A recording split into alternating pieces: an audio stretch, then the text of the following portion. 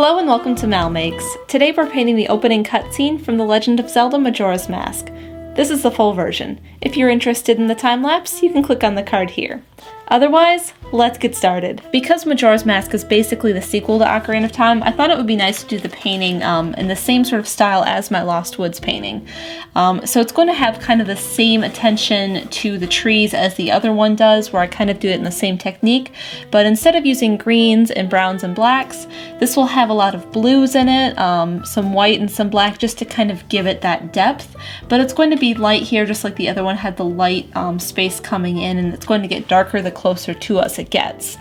So the first thing I want to do is add in my background. It's going to kind of be my base, and I'm going to start with it kind of light here with like a light blue, fade to more of a medium blue, and then into a darker blue on the edge. And the same on this side because the light's going to kind of be on the right third. When I'm doing these gradients, I find it easiest if I work light to dark in both ways. So I'm starting here and then I'm kind of bringing it out this way.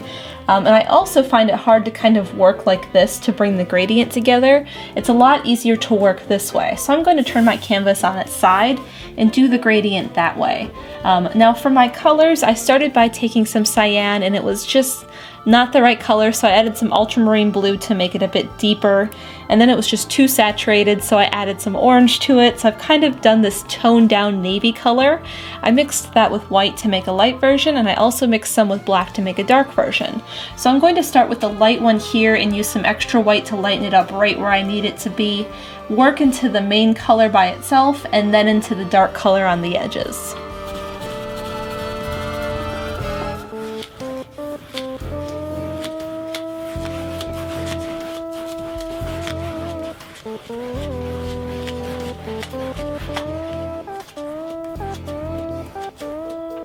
My next layer is all of these trees that I'm going to be putting on the canvas. Now they should be light towards this little bit of light here, and they should get darker the closer to the edges they get. If there's a light tree on the dark, I think it's going to look strange, so I'm trying to make it so each tree gets darker the further out this way it gets. And I want it to be very close at the start here. So I was doing a little bit of testing to figure out the exact color. And it's just like a color that's over here, just kind of moved this way for a tree. So I'm going to start by bringing in these long trees, and I'm going with like a deciduous tree without any leaves, because the Lost Woods painting was deciduous trees with leaves. So I think it's going to be a bit creepier to have it with no leaves. And I'm just going to start to bring in some tall tree shapes with some branches that come in this way. And then I'll move a little bit darker of a color by adding more of my base blue in. Bring some more trees up with their arches coming this way, and then just keep working that way. And as I get out into the base color, I'm going to start adding some black into it until I'm using solid black out here.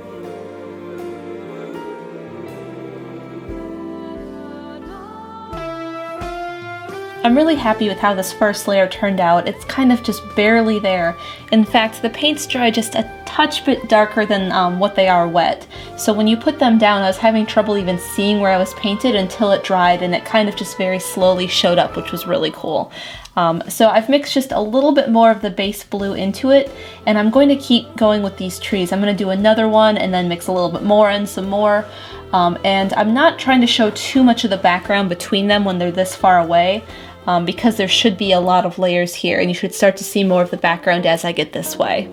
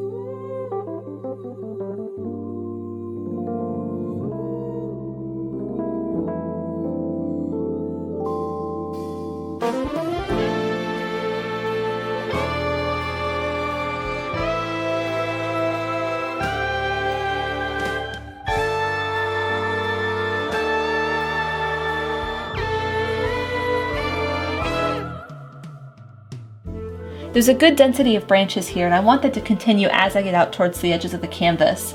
And so the change of the trees was happening really fast compared to like the background.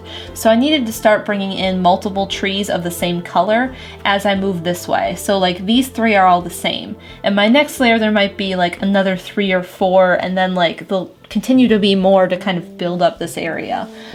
These ones are so close together that they naturally kind of do this, but if I don't do that out here, it's not going to happen the way I want. So these 3 are actually the same as these 3 over here, and the edge ones look lighter, and it's just the background kind of messing with the color and tricking your eye into thinking that it's lighter. So I'm going to mix up a darker color, adding more and more of this base blue into this light blue that I have. And then once I get to maybe about here, I'll probably start adding some black in to make it even darker as I get towards the edges.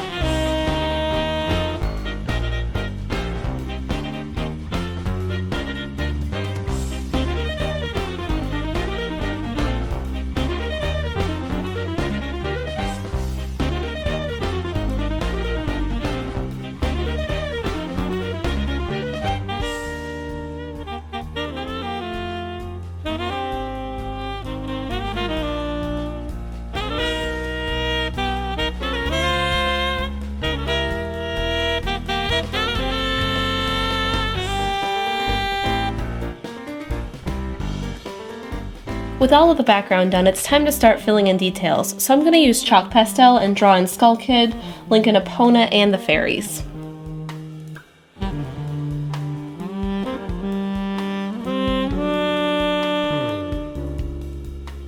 Lincoln Epona are the last things I need to draw in, and I can't use my light chalk pastel pencil on top of this because it'll never show up.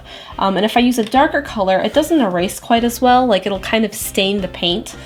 So I try to avoid that the best I can. So the next thing I can do is, in my sketchbook, I drew out the silhouette of how I want it to look, and then I filled it in with the Sharpie so I could really see where all the lines are. And then I cut it out just to make it a little bit easier on myself, and I'm going to do a carbon transfer to transfer this onto the canvas. So on the back, I've taken a pencil and just shaded it in, a good amount of the pencil on it, and I'm going to kind of line it up where I need it to go, and figure out exactly how it's going to be. And then I'm going to take a sharp pencil, so I'm going to use this mechanical one, and just trace along the edge of my drawing. And because I'm using something really sharp and there's pencil on the back, it's going to do a nice outline of wherever I draw on the front.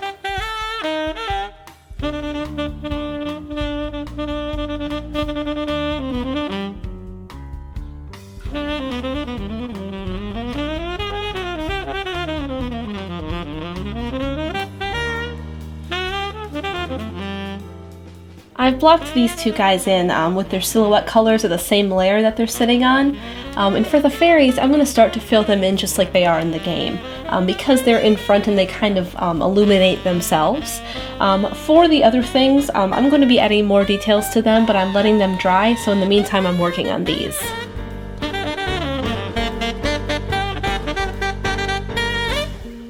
The wings are filled in this light color here because I thought titanium white would be too bright for something over here.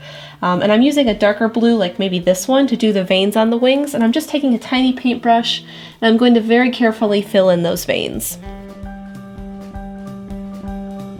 For tail, I'm using this purple color that I made with my background in magenta, and I added just a little bit of titanium white to make it a little bit lighter so you could tell it was a violet. And I'm going to fade it into a magenta, and it needs to kind of glow so you can see some of the background through that red part. So I added in some glazing liquid into my magenta color to make it transparent. So it's going to fade from the solid purple into this transparent red.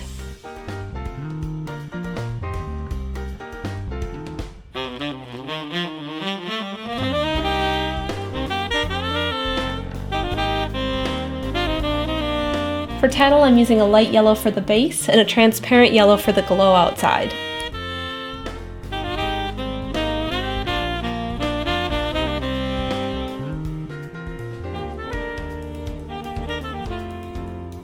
Now I don't want Link, Epona, and Skull Kid to look flat, so I'm going to be doing some details using the same blues to add some value. I've taken the chalk pastel and started to mark things in, like the edge of Link's leg here, underneath the belly so I can tell which leg is in front and which one is behind, like the bottom part of the chin here so I can start to add value. So I've mixed up this blue because it's darker than the color here, and I'm going to use it to shade in everything for Link and Epona.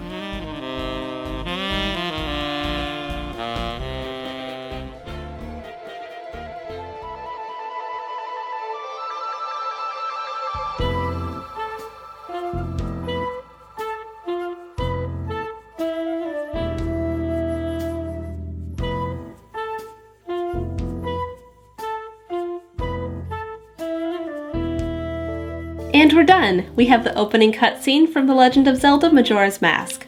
If you're interested in this piece, you could buy a poster or a phone case, or bid on this original canvas. There's links down below. Also, consider supporting me on Patreon. You can find out more at supportmal.com. Thank you so much for watching. Don't forget to subscribe so you don't miss future episodes of MalMakes, and I'll see you again here for another video game painting.